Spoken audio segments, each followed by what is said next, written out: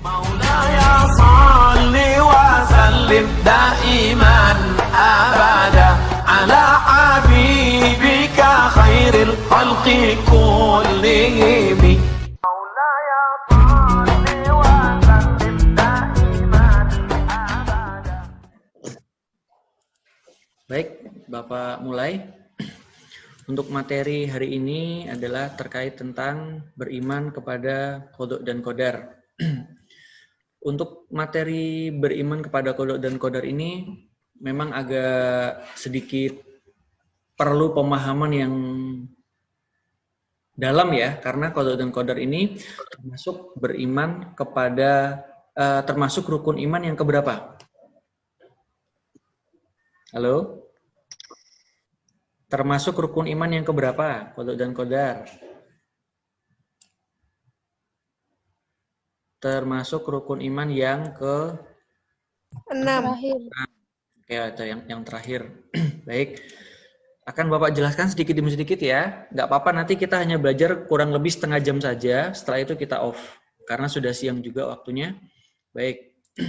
Yang pertama, selama kita hidup di dunia, banyak sekali kita menyaksikan fenomena alam.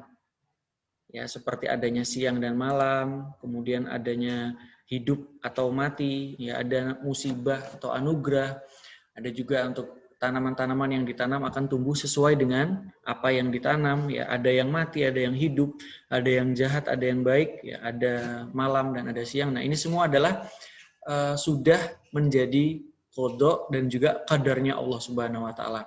Ada juga planet yang berputar pada porosnya, ya ini juga secara teratur ya, secara teratur, tidak saling bertabrakan antara matahari dan bulan, matahari dan, tidak bertabrakan, semua itu sudah teratur. Nah, ini adalah termasuk qadanya Allah yang sudah ditentukan oleh Allah Subhanahu wa taala. Nah, pada hari ini kita akan memahami terkait qada dan qadar. Bapak harapkan nanti apabila di sesi akhir ada pertanyaan, silahkan boleh bertanya ya. Baik, kita masuk kepada beriman kepada qada dan qadar. Takdir itu ada yang baik dan juga ada yang buruk, ya. Manusia tinggal memilih saja jalan hidup mana yang hendak ia usahakan. Jika yang dipilih adalah jalan kebaikan, maka yang didapat adalah takdir baik, begitu juga sebaliknya. Dan dalam qadanya Allah, ya dalam qadanya Allah ini Allah tidak pernah memberikan kepada manusia itu sebuah keburukan. Contohnya, misalnya ya, ada seorang yang mencuri, kemudian dia beranggapan ya bagaimana lagi, memang takdir saya sebagai pencuri gitu. Bukan seperti itu adalah pilihan. Nanti kita akan masuk dalam pemahaman yang seperti itu. Dan yang dimaksud dengan buruk di sini adalah maksudnya adalah kadang-kadang kita menganggap bahwasannya musibah yang terjadi di dunia ini itu adalah sesuatu yang buruk. Padahal apabila kita berhusnuzon kepada Allah, itu akan menjadi sesuatu yang bahkan menjadi ada hikmah dalam sebuah musibah. Seperti itu. Nah, dalam penjelasan ini, hidup itu memiliki banyak sekali pilihan. Coba sekarang kalian renungkan dari beberapa pertanyaan ini. Kenapa saya malas sholat? Nah, dari pertanyaan ini, kenapa kok saya bisa malas sholat ya? Padahal di dalam Al-Quran sudah dijelaskan, wa aqimus sholata wa atuz zakah. Dirikanlah sholat. Kita disuruh untuk mendirikan sholat, tapi kenapa kok kita malas? Nah, itu ada dua pilihan yang harus kalian pilih. Mau rajin sholat atau tidak. Kenapa saya selalu melakukan maksiat? Kenapa saya jadi pemalas? Mengapa dia mencuri? Mengapa mereka bermaksiat? Ya. Nah, di sini semua adalah pertanyaan-pertanyaan yang mana terkait kepada diri kita sendiri. Yang mana ketika mengapa dia mencuri, apakah ini takdirnya mencuri? Tidak. Itu adalah pilihan dia untuk menjadi pencuri. Ada masih banyak lagi yang harus kita renungkan dalam kehidupan ini, ya. Maka dari itu, dalam materi ini nanti kita akan memahami pertama adalah qada, kedua adalah qadar, yang ketiga adalah takdir.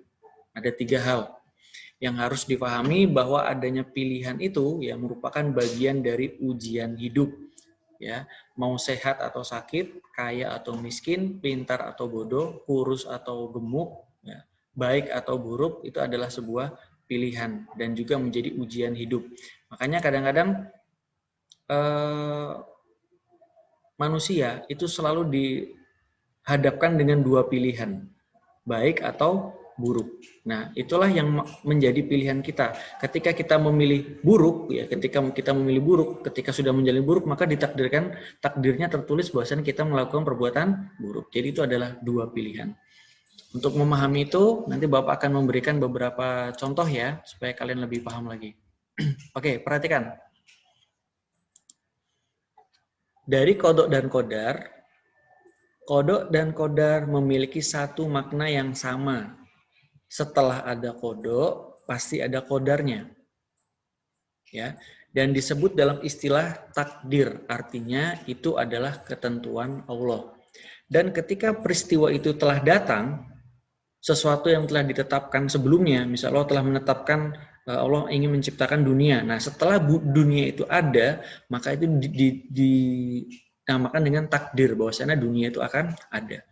Ketika seseorang itu mati, ya sudah tertulis di Lauhil Mahfudz, maka ketika manusia itu mati sesuai dengan kodoknya, sesuai dengan kadarnya, itu adalah takdirnya dia sudah meninggal pada hari itu. Itulah yang dinamakan kodok atau juga takdir. Nah, menurut bahasa, perhatikan, kodok di sini adalah menentukan atau memutuskan. Menentukan atau memutuskan. Merupakan segala ketentuan dan kehendak Allah Subhanahu wa taala sejak zaman azali. Manusia tidak memiliki peran dalam hal ini. Jadi, kodok yang Allah berikan ini ya kepada alam semesta ini, kepada kehidupan kita ini ya, itu sudah tertulis di Lauhil Mahfudz sejak 50.000 tahun yang lalu, sudah sangat jauh sekali ya. Sebelum dunia ini ada, ya Allah sudah menentukan. Jadi sudah ada namanya rencana. Nah, ya rencana disebut dengan kodoknya. Dan manusia tidak memiliki peran dalam hal ini. Kita tidak tahu kenapa kok Allah menciptakan bumi, kenapa kok ada matahari, kenapa ada bulan. Ya, itu sudah kodoknya Allah yang menentukan. Seperti itu ya. Kemudian, zaman azali. Zaman azali maksudnya apa? Di dalam kodok ini ada zaman azali. Allah Azza wa Jalla. Artinya Allah yang tidak berawal dan juga tidak berakhir. Artinya yang maha kekal. Sejak zaman azali artinya sejak zaman di mana belum adanya kosongnya alam semesta ini. Seperti itu ya. Yang ketiga, tadi penjelasan tentang kodok ya. Sekarang yang ketiga adalah kadar. Menurut bahasa adalah memberi kadar atau ketentuan atau aturan dalam kodoknya. Jadi Allah memberikan kodok, maka Allah memberikan kadarnya juga. Ada ketentuannya.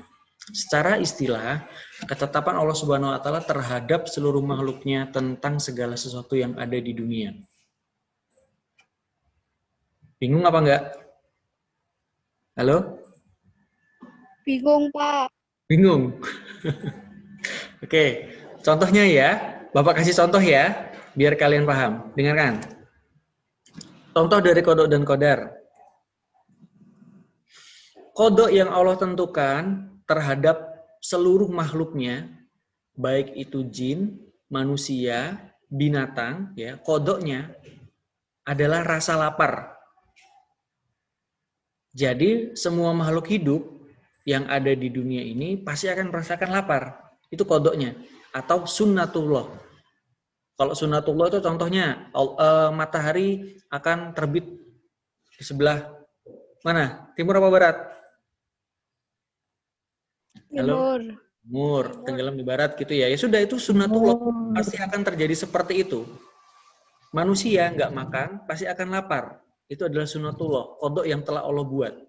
Nah, untuk menanggapi kodoknya ini, maka Allah membuat kadar, ketentuan bagi manusia. Ada yang makannya sedikit, ada yang makannya banyak, ada yang sangat banyak kadarnya.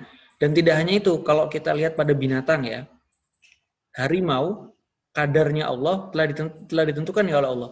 Kadarnya harimau adalah menjadi apa? Karnivora. Jadi dia hanya makan daging-dagingan saja. Ketika kalian berikan sayur-mayur ya, sayur-sayuran, maka dia akan menolak. Dia tidak mau karena kadarnya dia hanyalah di makanan daging-dagingan saja, karnivora. Atau sebaliknya kambing, ya. Kambing sudah dikadarkan oleh Allah, apa itu makanannya? Tanaman, rumput, ya, dan lain-lain, ya. Itu adalah kadarnya. Kalau kambing kalian kasih daging, dia akan menolak karena itu bukan kadarnya. Dia nggak sampai segini. Nah, manusia diberikan Allah kelebihan, omnivora, ya, boleh makan sayur-sayuran, bisa juga makan daging-dagingan. Tapi dengan kadar tertentu, ada yang makannya sedikit, ada yang banyak, seperti itu, ya. Nah, setelah manusia makan, takdirnya adalah kenyang. Paham? Paham. Kodoknya Allah, sunnatullahnya Allah memberikan rasa lapar kepada manusia atau seluruh makhluknya, ya. Kadarnya Allah memberikan kapasitas, memberikan batasan terhadap manusia, terhadap hewan-hewannya, terhadap jin dan seluruhnya, itu ada batasannya dalam makan untuk mengisi perutnya ini. Ya, ketika kenyang, takdirnya kenyang. Ya, itulah takdirnya. Seperti itu. Oke, contoh selanjutnya supaya kalian lebih paham, perhatikan. Dalam mencari rezeki, Allah telah menentukan kodoknya. Bahwasanya setiap makhluk yang hidup di bumi ini pasti akan mendapatkan rezeki. Wa ma min dabatin fil ardi illa 'alallahi rizquha. Jadi seluruh makhluk hidup dari yang kecil, ya, besar virus sampai dengan sebesar darah, lebih dari itu lagi, semuanya sudah Allah tentukan rezekinya ada masing-masing. Tapi Allah juga menentukan kadarnya. Ada yang rezekinya sedikit, ada yang rezekinya sedang, ada yang rezekinya banyak. Dan rezeki di sini bukan berarti uang, bukan berarti harta, tidak. Rezeki ini adalah salah satunya rezeki kesehatan. Ya, kita masih sehat sampai saat ini adalah diberikan rezeki oleh Allah. Diberikan umur yang panjang, diberikan ketenangan dalam hati, ya, diberikan anugerah kita bisa melihat, kita bisa mendengar. Ini adalah rezeki dari Allah. Seperti itu, ya. Kita bisa makan. Bayangkan orang yang sedang sakit gigi aja, atau sedang sariawan, itu sedikit ditalik oleh Allah rezekinya. Jadi walaupun dia makan seenak apapun, kalau ada sariawan itu kurang nikmat. Jadi kalian jangan membahas tentang rezeki adalah uang, rezeki adalah harta, ya. Jadi Allah memberikan kadarnya. Ada yang rezekinya sedikit, ada yang rezekinya sedang, ada yang rezekinya banyak. Seperti itu, ya. Yang rezekinya sedikit bukan berarti dia itu miskin. Ya. Ingat, yang rezekinya sedikit bukan berarti dia itu miskin. Ada yang misalnya anak bayi baru lahir, baru umur 5 bulan atau 1 tahun sudah meninggal.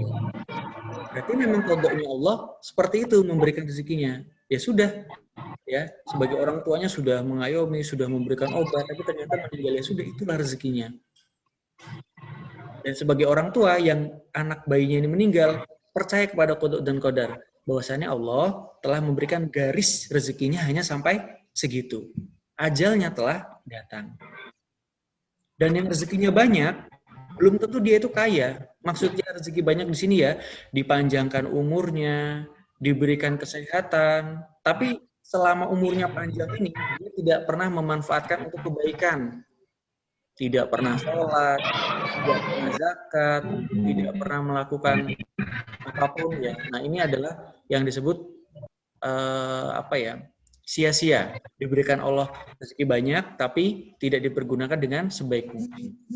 Jadi itu yang dimaksud dengan kodoknya. Kodoknya semua manusia, semua makhluk mendapatkan rezeki.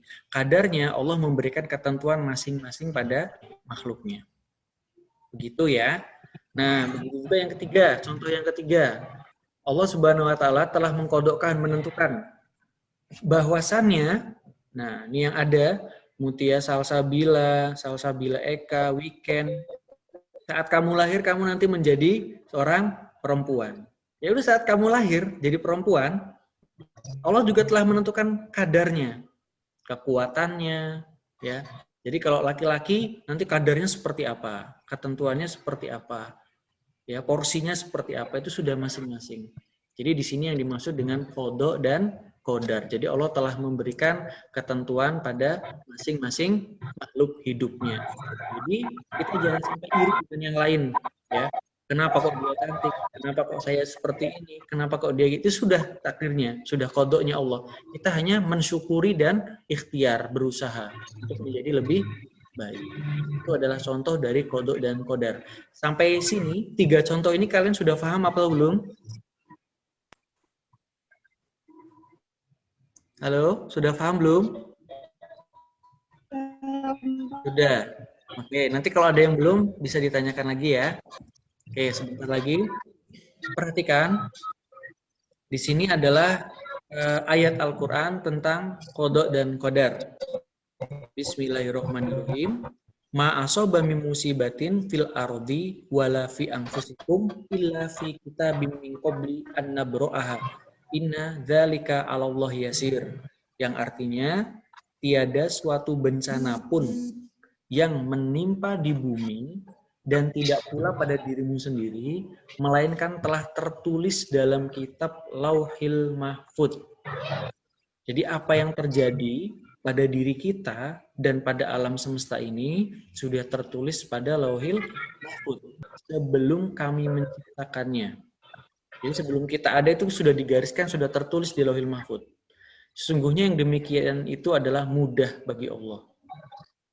Nah, ayat Al-Quran yang kedua, yang pertama tadi surat Al-Hadid ayat 22, yang kedua, ma asobaka min hasanatin faminallah.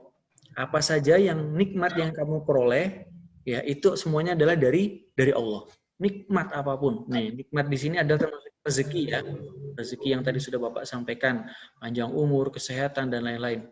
Wa ma asobaka min sayyi'atin, dan segala sesuatu dari keburukan yang menimpamu, yang menimpa diri kalian masing, famin nafsika, itu dari dirimu sendiri, bukan dari Allah, ya. Famin nafsika, wa arsalnaka linnasi rasulan, dan Allah telah mengutus kepada kamu dari setiap manusia itu adalah rasul, sudah mengirimkan rasul untuk kepada jalan yang benar. Wa kafa billahi syahida, dan cukuplah Allah sebagai saksinya. Ini adalah ayat Al-Quran terkait dengan qada dan qadar. Selanjutnya, ini mungkin sebelum terakhir ya. Untuk takdir sendiri, ya, takdir sendiri itu dibagi menjadi 2 macam. Takdir dibagi jadi 2 macam. Yang pertama disebut dengan takdir mubram. Apa itu takdir mubram? Takdir mubram yaitu adalah ketentuan Allah sejak zaman azali, yaitu segala sesuatu yang ditetapkannya dan tidak bisa diubah oleh tangan manusia. Jadi kalau Allah sudah menentukan idza jaa ajaluha la yastakhiruna sa'atan wa la yastaqdimun.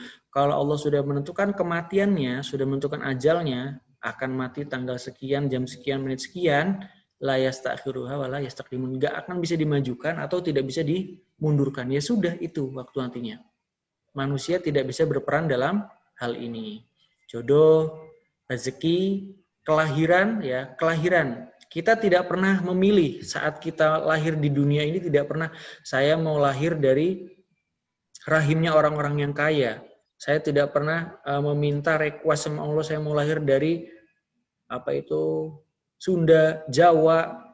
Kenapa kok saya lahirnya di Jawa? Kenapa saya nggak lahir di Amerika? Kenapa saya kok nggak lahir di mana ya? Jerman atau di mana? Itu kita tidak bisa request. Sudah ditentukan oleh Allah. Ya, sudah ditentukan oleh Allah. Nah, maka dari itu, dalam bentuk pun saya laki-laki, saya perempuan, itu sudah ditentukan oleh Allah. Kita tidak bisa memiliki peranan dalam takdir mubram. Pergerakan alam semesta dan juga bencana alam. Jadi untuk bencana alam, tadi gunung meletus, tsunami, ya dan lain sebagainya, itu sudah Allah yang menentukan. Jadi kita sebagai manusia berikhtiar dan berdoa. Seperti itu ya. Takdir mu'allaq. Nah, takdir mu'allaq ya di sini barulah yaitu ketentuan Allah yang masih bisa dipilih dan diubah oleh usaha manusia dengan perbuatannya. Misalnya dalam satu memilih pasangan. Nah, dalam memilih pasangan hidup kan manusia diberikan kebebasan di sini. Makanya hadis Nabi yang kemarin sudah Bapak sampaikan, tunkahul mar'ata li arba. Wanita itu dinikahkan atas 4 perkara. 5 liha, wali nasabnya, wajamaliha, wali diniha. Dari nasabnya, hartanya, kecantikannya, dan juga agamanya. Manusia harus bisa memilih. Makanya di sini memilih pasangan. Jadi memang Nabi mengatakan memilih di sini. Jadi ketika kalian nanti menikah dengan siapa, itu adalah pilihan kalian. Ya. Kalian nanti mau menikah dengan siapa, itu adalah pilihan kalian. Seperti itu ya. Atau karena rajin belajar dan sungguh-sungguh maka ia akan lulus. Itu sudah takdirnya seperti itu. Kalau kalian malas belajar, tidak mau sekolah dan sebagainya, ya sudah, tidak akan lulus. Karena rajin bekerja dan menabung, maka dia menjadi kaya dan seterusnya. Karena dia berobat, maka dia sehat. Itu yang takdir mu'allaq. Jadi kalau takdir mubram, kita tidak bisa ikut campur dalam hal ketentuan Allah, itu adalah hak prerogatif Allah. Kalau takdir mu'allaq, itu adalah ada usaha, ada pilihan dari manusia itu sendiri. Ketika Allah memberikan sebuah musibah, ada 2 pilihan. Kamu mau bersyukur atau mau syukur dari nikmat. Seperti itu. Ketika kalian mau masuk SMK juga sama. Kamu mau masuk mana? Banyak SMK kesehatan di Jogja. Nah, kalian milih sendiri SMK Bina Tama. Setelah masuk ke SMK kesehatan, kalian pilih mana? Perawat atau farmasi? Ada pilihan lagi. Saya pilih farmasi, saya pilih perawat. Jadi itu adalah kehendak sadar kalian, kehendak bebas kalian dalam memilih. Jadi saat kalian sudah lulus dari Bina Tama, ya, ada pilihan lagi ditawarkan. Kamu mau kerja atau mau kuliah, akan ada pilihan itu kehendak bebas kalian. Ya, ketika kalian jadi perawat, ketika kalian jadi apoteker, maka dituliskan takdir kalian memang menjadi farmasi. Kalian memang menjadi keperawatan. Seperti itu. Ya. Oke. Sekarang selanjutnya adalah dalil mengenai takdir mubram. Dalam takdir mubram di sini dijelaskan alladzi lahu wal ard walam yattakhid walada walam yakul lahu syarikun fi mulki wala fi khalqi syai'in faqaddar taqdir. Yang kepunyaannya lah kerajaan langit dan bumi dan tidak mempunyai anak dan tidak ada sekutu baginya dan dia telah menciptakan segala sesuatu dan dia menetapkan ukuran-ukuran dengan serapi-rapinya. Takdir yang selanjutnya ini adalah takdir mu'allaq ya. Alam naj'al lahu ainain dan bukankah kami telah memberikan dua buah mata, walisana wasyafatain dan kami telah menciptakan dua bibir ya yang untuk berbicara. Wahadainahu najdain dan kami telah memberikan dua jalan kebajikan dan jalan kejahatan. Jadi ketika seseorang saya mau menjadi orang yang sukses, mau menjadi orang yang kaya. Maka ada 2 jalan. Kamu mau jalan kebaikan atau jalan kejahatan. Kalau jalan kebajikan, kamu harus bekerja keras, kamu harus berusaha, kamu harus semangat. Kalau kejahatan, ya sudah, bisa sambil duduk santai, melakukan pesugihan atau lain sebagainya, ya bekerja sama dengan jin, atau kesyirikan yang lain sebagainya. Nah ini adalah 2 jalan. Atau mencuri, atau merampok, ya itu terserah. Ada jalan kebajikan dan jalan kejahatan. Tapi ingat, Allah telah memberikan 2 buah mata dan juga syafatain ya, bibir dan juga hati ya, terutama akal yang telah Allah berikan kepada manusia. Jadi di sini adalah takdir mubram, takdir. Oke. Sampai sini ada yang ingin ditanyakan? Belum, Pak. Sudah paham. Sudah paham? Alhamdulillah. Oke. Ini nanti Bapak lanjut besok ya. Bapak lanjut besok. Masih ada beberapa materi. Jadi, ini Bapak teruskan sedikit dulu. Bahwasannya Allah Subhanahu wa Ta'ala itu tidak ada sesuatu yang buruk. Ya. Dalam kode Allah tidak ada sesuatu yang buruk. Akan tetapi keburukan itu terdapat pada pilihan yang dibuat oleh manusia itu sendiri. Kita tahu bahwa ada orang yang mendapatkan musibah. Tapi juga dalam itu ada yang mendapatkan rezeki. Jadi ketika kita mendapatkan musibah tetap bersyukur. Contoh dari informasi yang terjadi pesawat apa itu Sriwijaya Air ya, yang tenggelam itu ada dari beberapa orang yang mengeluh. Bagaimana ini, saya sudah datang on time, saya sudah ini, ternyata saya tertinggal, saya jadi nggak naik pesawat. Ternyata apa? Pesawatnya tenggelam. Bagi orang yang tidak naik, dia akan merasakan alhamdulillah. Ternyata ada hikmah di balik keterlambatan saya datang ke airport ini, ada hikmahnya. Dan juga bagi orang-orang yang sudah berada di dalam pesawat dan melakukan musibah, tenggelam di sana, ya sudah, itu memang takdirnya. Allah sudah mentakdirkan bahwasannya akan meninggal dalam pesawat jam sekian. Itu sudah takdirnya seperti itu. Dan bagi keluarganya, sanak saudaranya harus memahami bahwasannya ini adalah takdir Allah. Jangan berburuk sangka, ini gara-gara pilotnya, ini enggak ini gara-gara, jangan menyalahkan seperti itu ya. Itu adalah sudah takdirnya. Jadi kita harus selalu berhusnuzon, berbaik sangka kepada musibah merupakan sesuatu yang buruk, tapi keburukan itu tidak bermanfaat, yakni takdir Allah itu bukan merupakan keburukan. Ya. Jadi ada hikmah balik apa yang Allah berikan kepada manusia. Itu ya. Baik, Bapak cukupkan untuk pelajaran pada siang hari ini. Silakan bagi yang ingin bertanya, Bapak kasih waktu 5 menit untuk bertanya. Ada pertanyaan? Halo? Tidak ada? Tidak ya? Tidak, Pak. Baik. Nah, kalau tidak ada, Bapak cukupkan. Minggu depan kita lanjutkan lagi di part 2. Ya, kita lanjutkan di part 2 terkait dengan apa saja yang harus kita lakukan dengan qadha dan qadar. Nanti minggu ketiga dilanjutkan lagi ulangan ya. Untuk yang keempat nanti Bapak persiapkan kisi-kisi untuk ujian. Karena di bulan Maret awal, Februari, Maret kalian sudah melaksanakan ujian akhir semester. Itu ya. Baik, marilah kita berdoa dengan membaca alhamdulillah. Alhamdulillahirabbil alamin. Kurang lebihnya mohon maaf. Wabillahi taufiq wal hidayah. Assalamualaikum warahmatullahi wabarakatuh. Waalaikumsalam warahmatullahi wabarakatuh.